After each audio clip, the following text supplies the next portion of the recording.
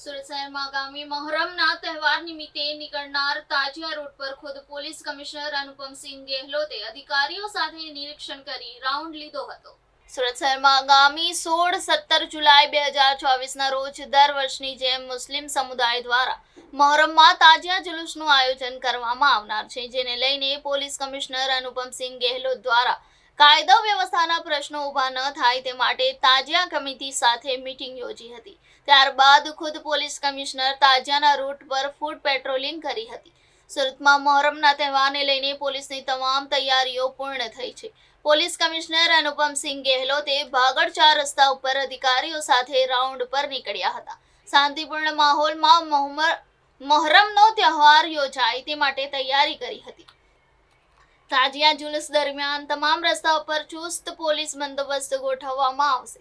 Police કમિશનરે તાજિયા જ્યાંથી નીકળે છે તે સ્થળની મુલાકાત લીધી હતી।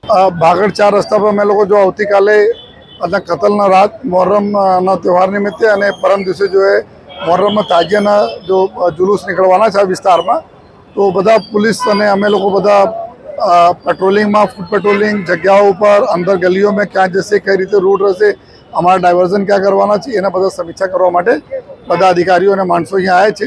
અત્યારે પણ અમે લોકો જો ફૂટ પેટ્રોલિંગ કરીને જોઈએ છીએ કે બધી વ્યવસ્થા સારી રીતે થાય, તહેવાર સારી રીતે કોમી ક્લાસ પૂરા પૂર્ણ થાય, આ પ્રકારની વ્યવસ્થાઓનું ધ્યાનમાં રાખી આજે બધા અમે લોકો અત્યારે પેટ્રોલિંગમાં નીકળ્યા છીએ।